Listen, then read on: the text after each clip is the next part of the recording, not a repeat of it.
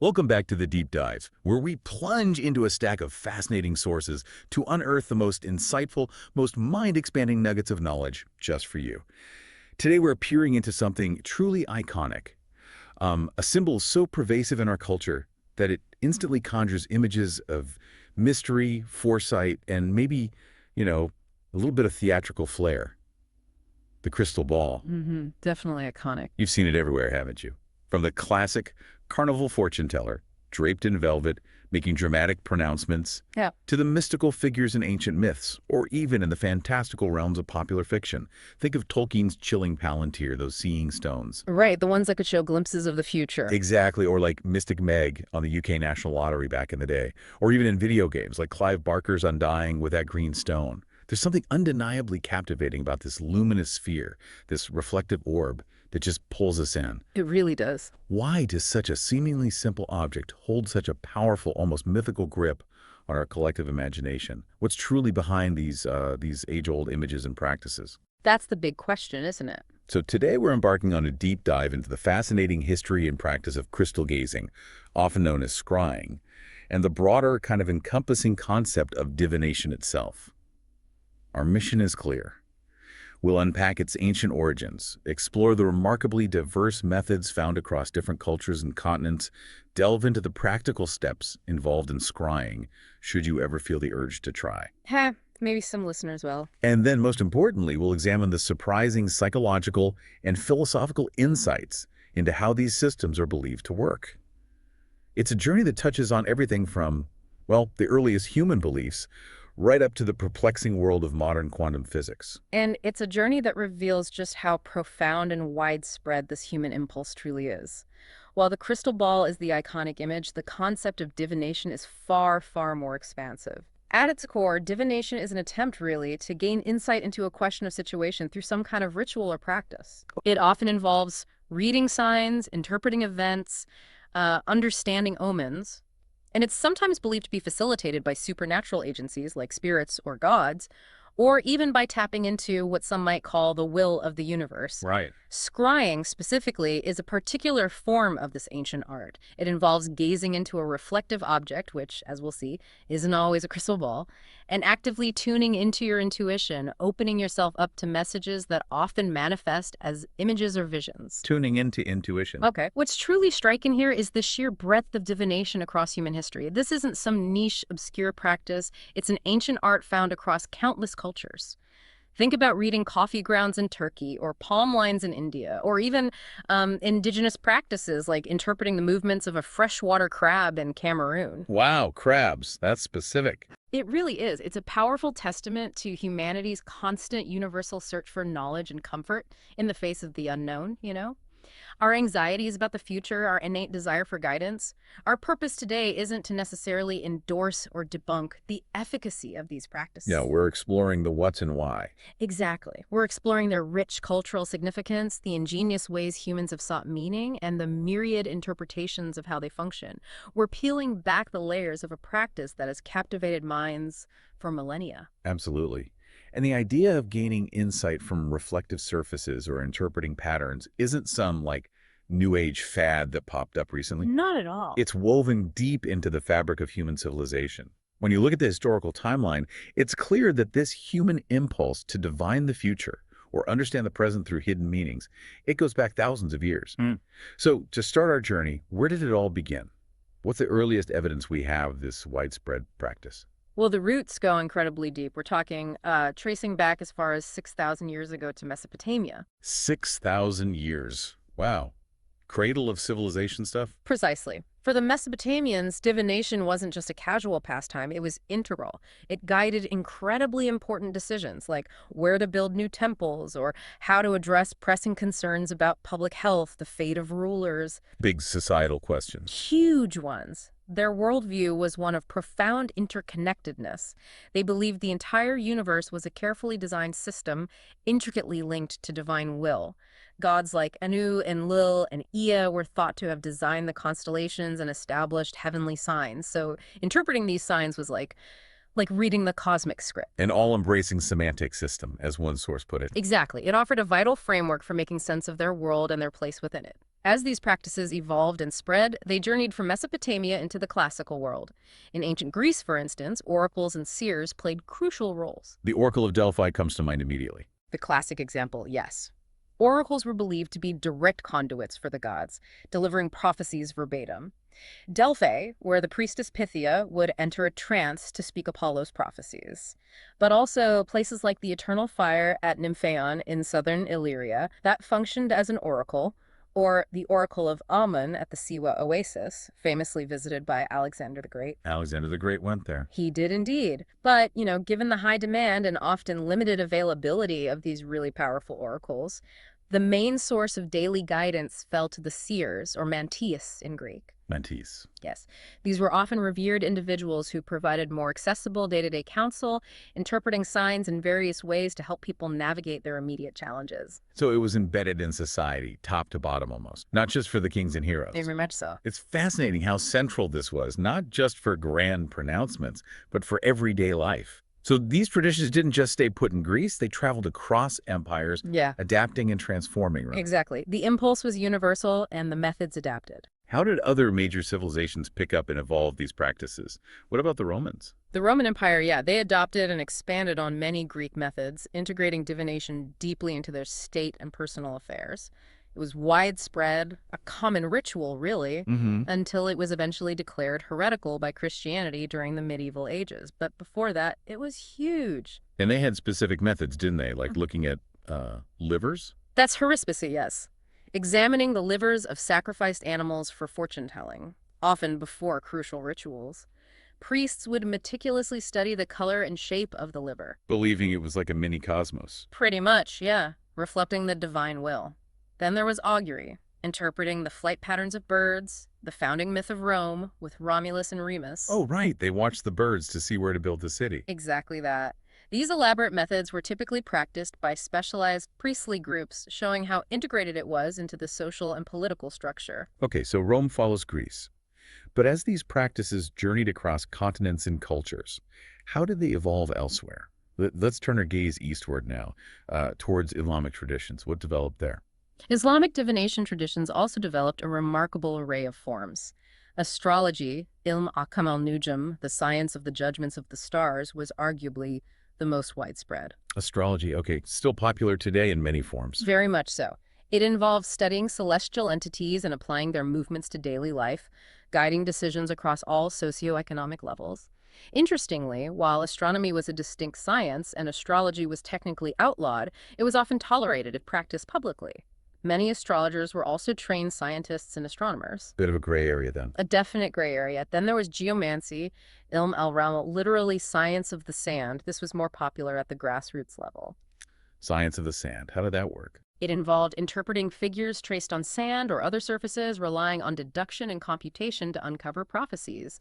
And we also have omens, or ilm al-fal. This involved reading visible random events to decipher invisible realities. It often drew upon sacred texts like the Quran and poetry. Reading random events, like seeing a certain bird or... Things like that, yeah.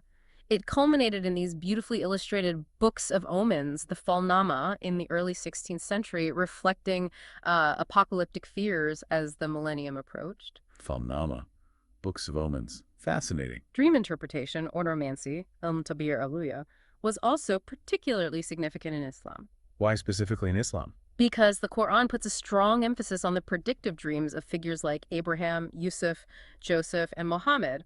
Islamic scholars meticulously distinguish between incoherent dreams and sound dreams, which were considered heavenly messages offering moral guidance. A very structured approach to dreams. Very structured.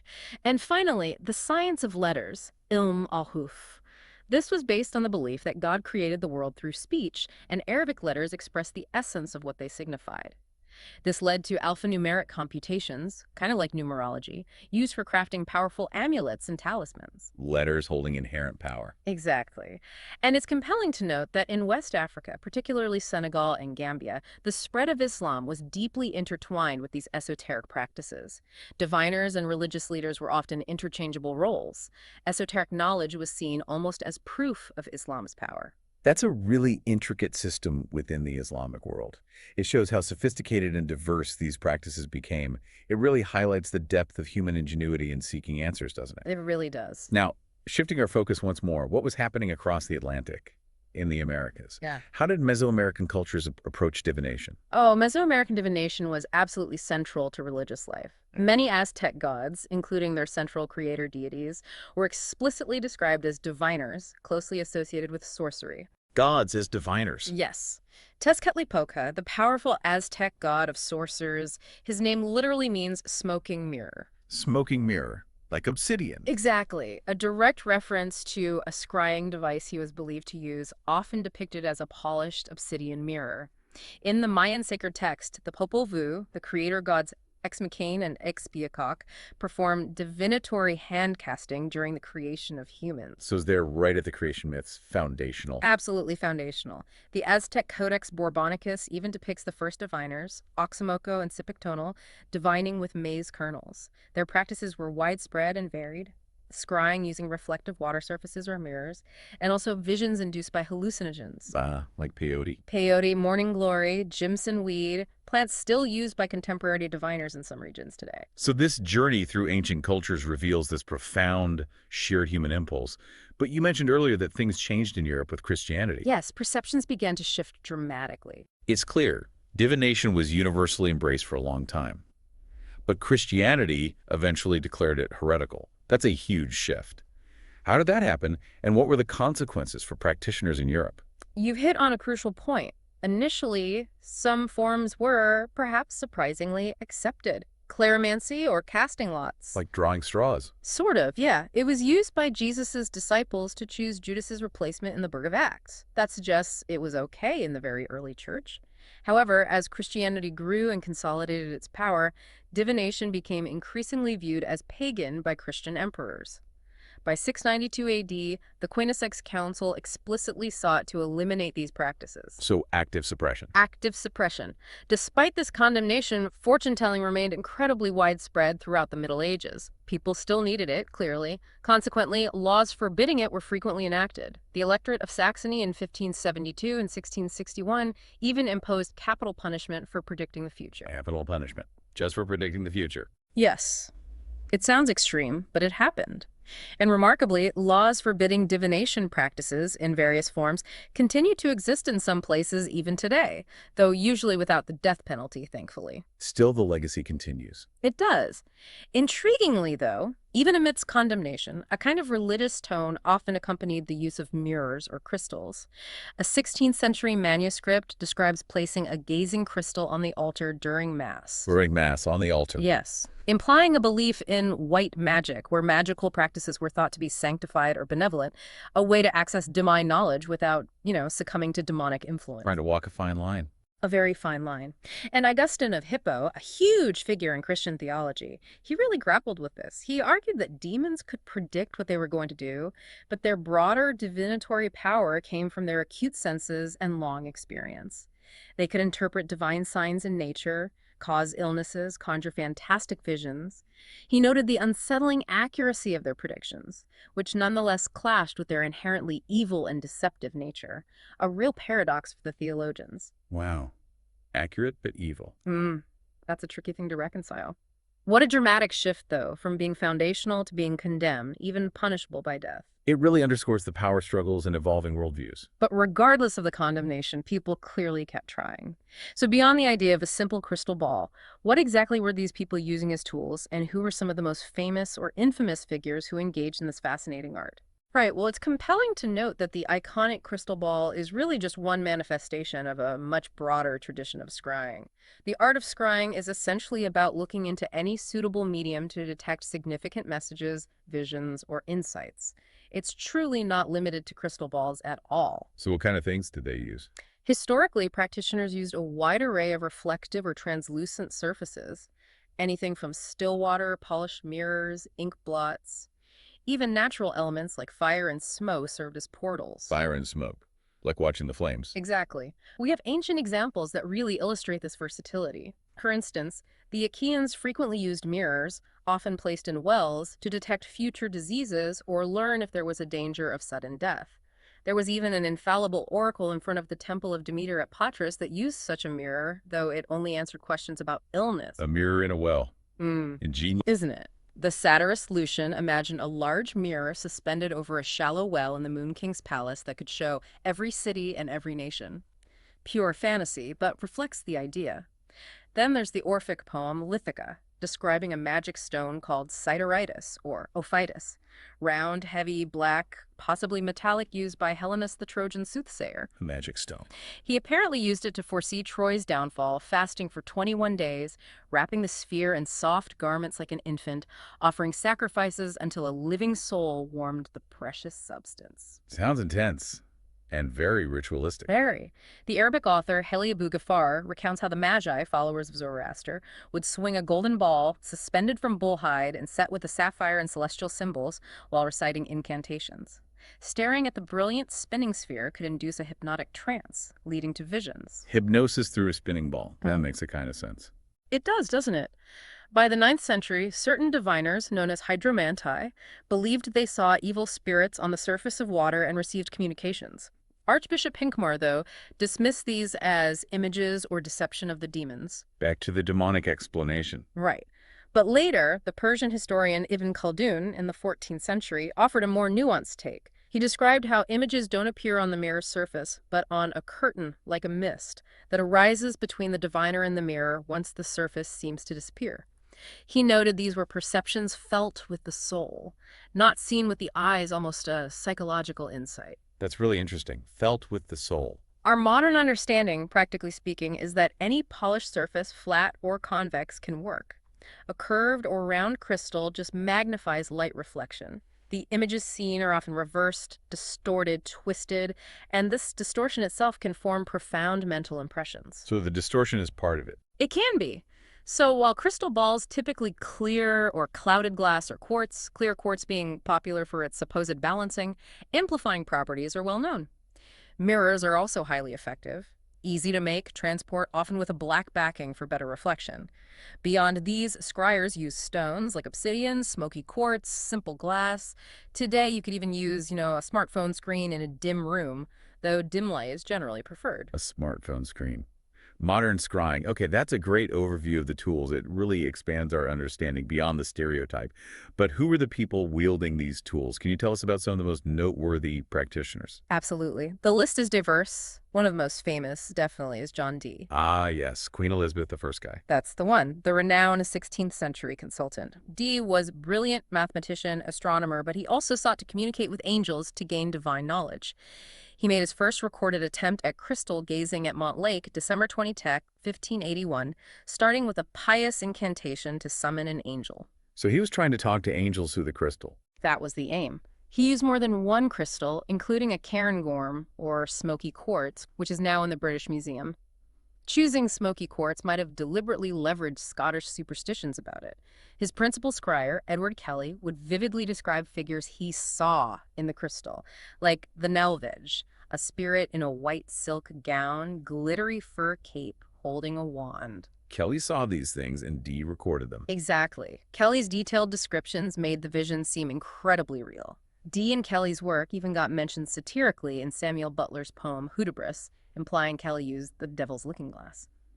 Horace Walpole's collection also had a polished slab of black obsidian from Mexico, believed to be Dee's spirit summoning tool. Again, any polished surface worked. And the psychology seems key, the gazer's expectations shaping the visions. The records strongly suggest that, yes. The visions often reflected their hopes and fears, dictating future actions as they tried to fulfill their own predictions. A fascinating feedback loop. Definitely. Who else stands out? Going back a bit, John Salisbury, the 12th century English philosopher, wrote about how popular crystal gazing was then. As a boy, he recounted how a priest would polish his or his friend's fingernails or use a basin for scrying. His friend saw vague forms, but Salisbury never did. He thought his own aversion blocked it. Scrying on fingernails. Apparently so.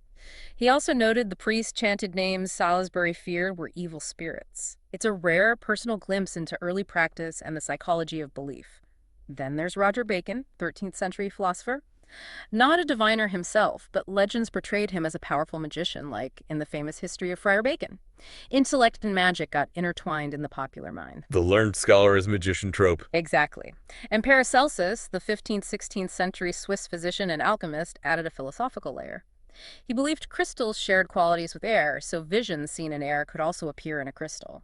He defined to conjure not as black magic, but as to observe anything rightly, to learn and to understand what it is, quite analytical. The scientific framing, almost. In a way, in the 16th century we find other accounts too. John of Windsor reported visions wouldn't appear if he'd sinned, so he'd fumigate his apartment to cleanse it. Moral purity for clear visions. That was the idea. Sarah Skellhorn claimed spirits from her mirror followed her around the house, and it was apparently quite conventional for gentlemen to have household scryers back then. Like having a tutor. Socially acceptable despite the laws. Seems like it, yeah. Later we get Count Alessandro di Cagliostro. Ah, the famous occultist, maybe charlatan. Right, the notorious 18th century figure. He practiced psychic healing and crystal gazing in European courts, dazzling nobles. He used a young boy, an innocent, with a bottle of pure water and candles, performed an exorcism, prayer, invoked angelic visions. The boy saw a garden, then something white, then a childlike angel, astounding the crowd. Very theatrical. Master show. Definitely. Then there's a captivating 19th to early 20th century French scryer. His grandmother had consulted Napoleon I. He reportedly made remarkable predictions. The assassination of King Humbert of Italy, the attempted assassination of Alfonso XIII. He claimed to feel a modified version of suffering with people destined for violent death.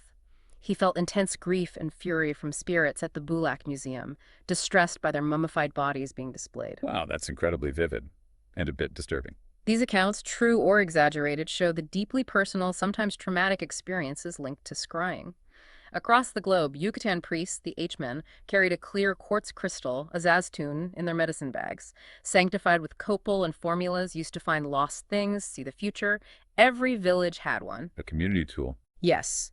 Apache medicine men also used crystals for visions, finding lost ponies. Captain John G. Burt gave one a better crystal, and the medicine man exclaimed how much clearer his visions were.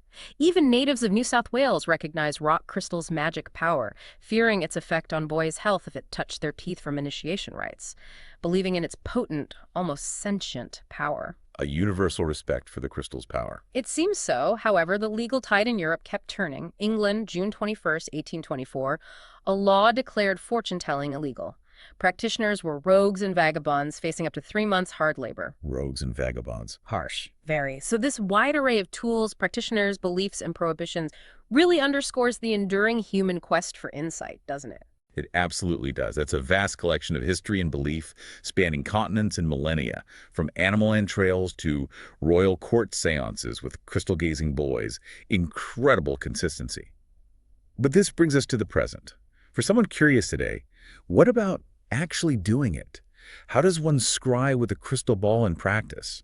And perhaps even more importantly, how do we reconcile these ancient practices with our modern understanding of the world, especially given scientific and psychological insights? Here's where it gets really intriguing. Indeed.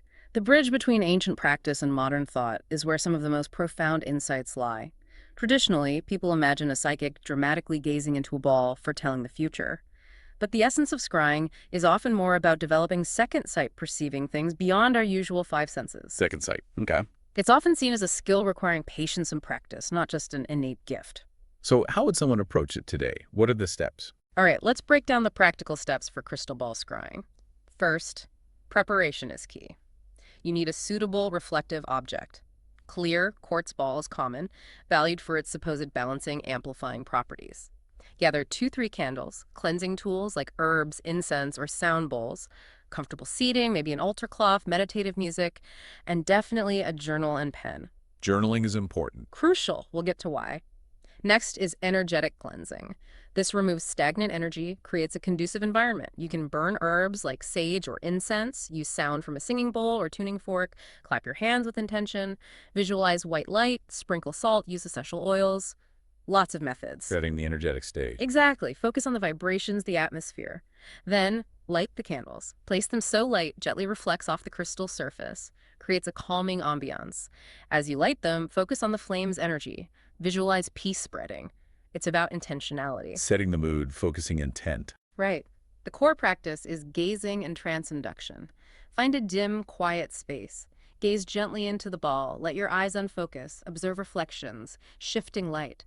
The medium helps focus attention. quiet, unwanted thoughts similar to mantras, mandalas, hypnosis. So it's a focus tool. A powerful one. Calming or tribal music can help. Focus on your breath. Aim for a trance-like receptive state, but stay subtly aware of surroundings. Too deep can lead to fatigue or confusion later. Like a light trance, not totally out of it. Precisely. When the session feels complete, it's time for returning to the present. Slowly, gently come back. Physically release energy. Lay down, stretch. Feel warmth spread through your body.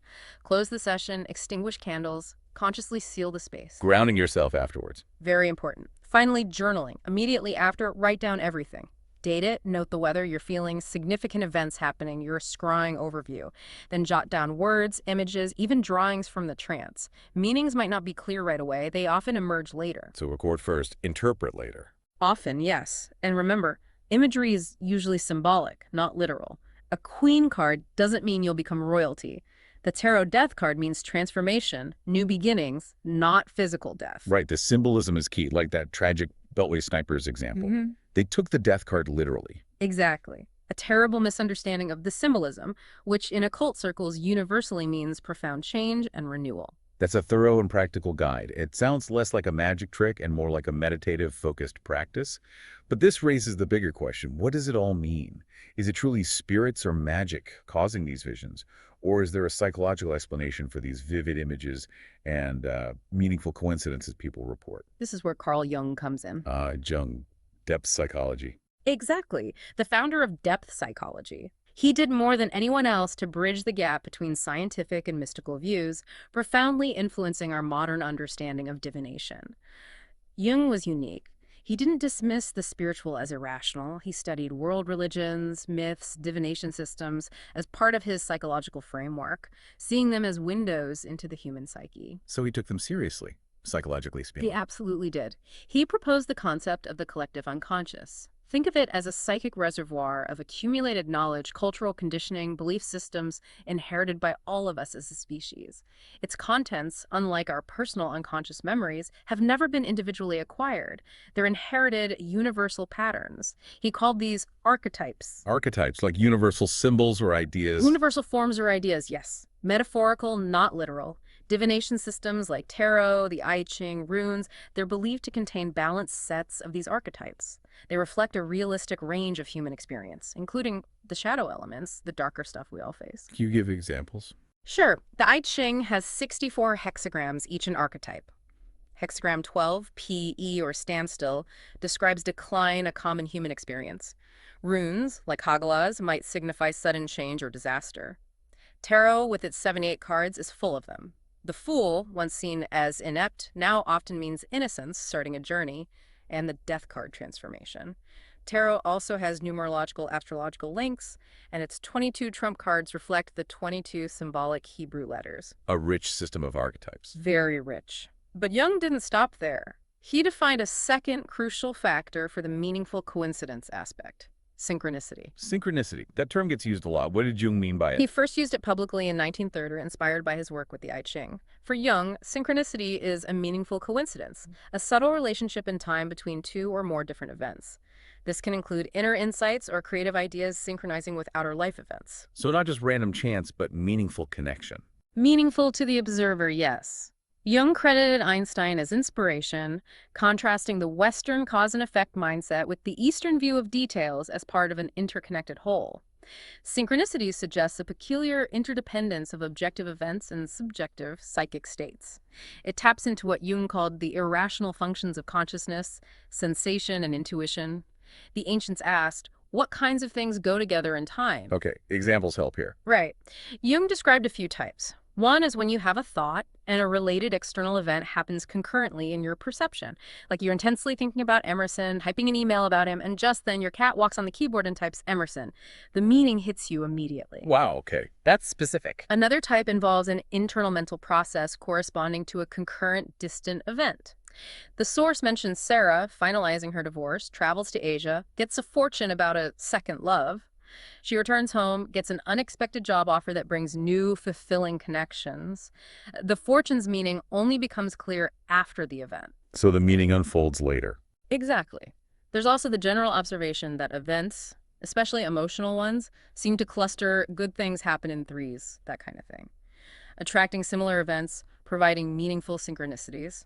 Importantly, Jung's own experience with the I Ching, getting hexagrams like youthful folly when asking frivolously, showed him that divination often reflects the seeker's intent. The system mirrors your own state of mind. In a way, yes. It acts as a systematic way to produce a meaningful insight experience, almost like a spiritual practice for self-awareness. So if I'm understanding this, synchronicity isn't just random luck, but almost like the universe is winking at us, drawing connections between our inner world and outer events that feel significant. That's a good way to put it. It's about the subjective meaning we derive from the objective coincidence, blurring those lines. And this isn't just abstract philosophy, right? Yeah. It seems to connect with some pretty cutting-edge science. Precisely. And this is where it gets truly fascinating. Modern physics, particularly quantum mechanics, appears to validate Jung's synchronicity principle in a sense. The discoveries of quantum physics, especially Heisenberg and Schrödinger's uncertainty principle in 1927. The act of observing changes the observed. Exactly. At the subatomic level, observation alters what's perceived, making objective measurement impossible. As the source says, some things just happen together in time. It challenges our classic cause and effect view. Okay. How does that link further? Niels Bohr's complementarity principle is key here. It suggests that seemingly contradictory concepts, like wave and particle for light, are both necessary for a complete description. Bohr proposed opposing concepts might both be true and necessary. This parallels Jung's idea that the collective unconscious, inner world, and the material world, outer world, are both needed for a complete picture of reality, an inherent interconnectedness. Mind and matter intertwined. In a non-causal way, perhaps. Heisenberg even put the Taoist yin-yang symbol opposing yet complementary forces on his family coat of arms.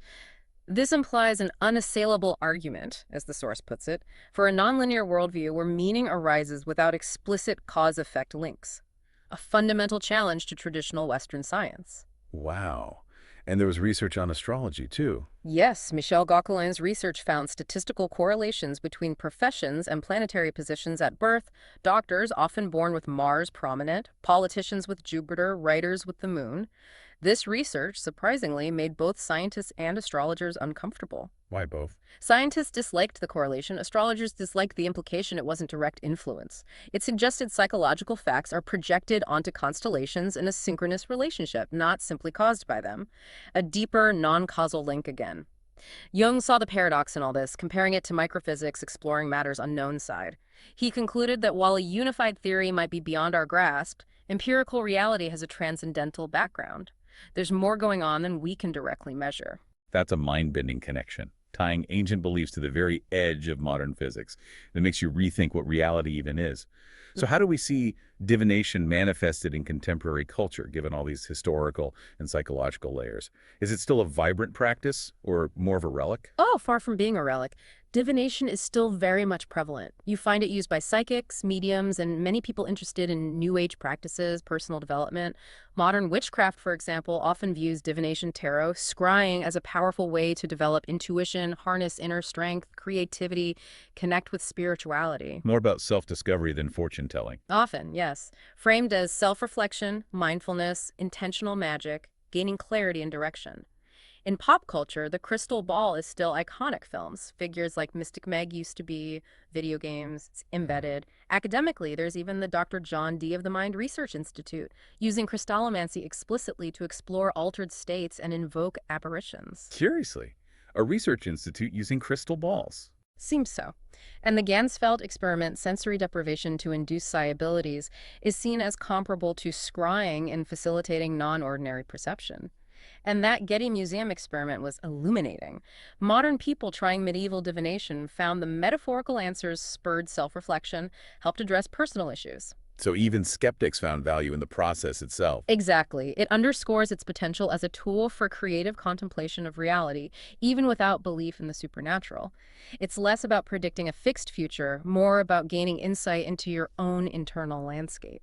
We've journeyed from ancient Mesopotamia to the perplexing world of modern quantum physics, exploring how humanity has consistently sought answers in the reflections of the unseen. It's clear that divination, in its many forms, is far more than just a fleeting glance into a crystal ball. It's a testament to a deep-seated, universal human desire for understanding and meaning. Indeed. What we've explored today shows divination isn't just a historical curiosity or quaint fortune telling. It's a complex, ancient practice of interpreting signs and patterns spanning cultures and millennia.